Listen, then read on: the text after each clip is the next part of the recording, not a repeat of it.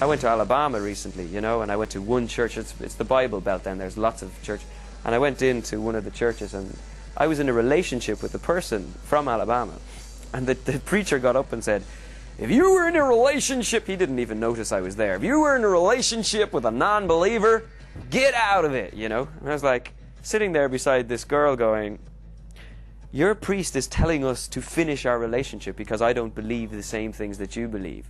And so I went up to him afterwards and I spoke to him, and I told him I was from Ireland and la la la la la. And it's that I'm talking about. That when if you close onto a thing and he believes that what's written in the Bible, the way it's written in the Bible, that's the truth, and there is no other truth.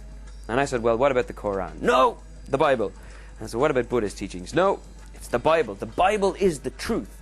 And I was like, okay. And when you close in on something, and when you have that, and that's when you feel like you know something, that's when I think you begin to stop learning, maybe, you know, because things start shutting off, you know, and the learning goes down, because the moment you say I know something, I think is a moment where you've missed the point.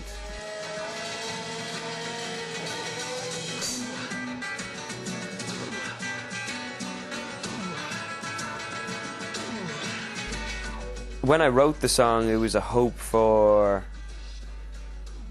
world peace, a hope for people having environmental consciousness, a hope for, you know, people having integrity within their lives, you know, and caring about animals and creatures and each other on an equal level. That was in 1998, I think I wrote the song, because it was before the end of a century, and I was hoping that in 2000, you know, maybe we'll have this new century, that a millennium actually, that, you know, where people can change. And then I realized, you know what, Damien,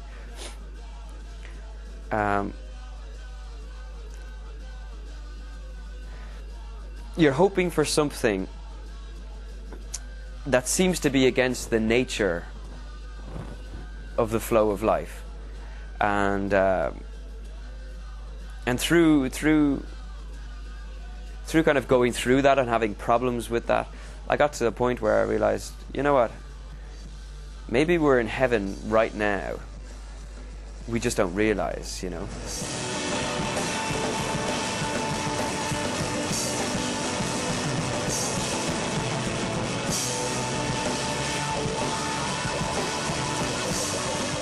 Right now, we're breathing air, and we're not even thinking about it. We're just breathing it.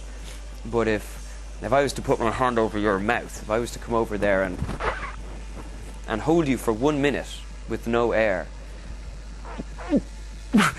after 1 minute you will appreciate the air like you've never appreciated it in the last hour, you know.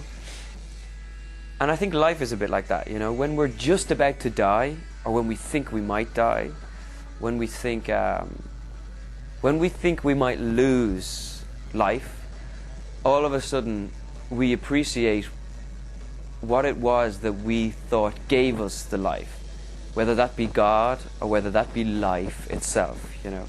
And that's kind of what Cold Water is about. It's this thing of like, just, we're all going to die, and it's this thing of kind of just holding on, and it's like, and at that moment, all of a sudden, we can very often become religious, or we become, God help, you know what I mean? It's a natural sort of reaction within us to get a little bit of perspective in a moment of emergency. You know, all of a sudden, the things that we're having problems with in our life, you know, like a little relationship problem. If some thing comes through the window and the building is about to fall, you don't still want to fight with the person you're in the relationship. You want to help them and go, oh my God, you know, and we change when there's an emergency. We change in that, and that's what Cold Water. It's just like it's just about that switch within a person, within a human being, in moments like that. Priority switch. I can't take my mind off you. Just can't take my mind off you.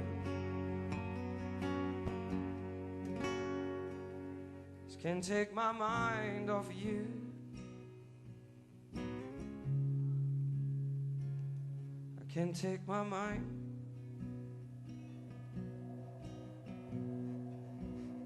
My mind. My mind. Till I find somebody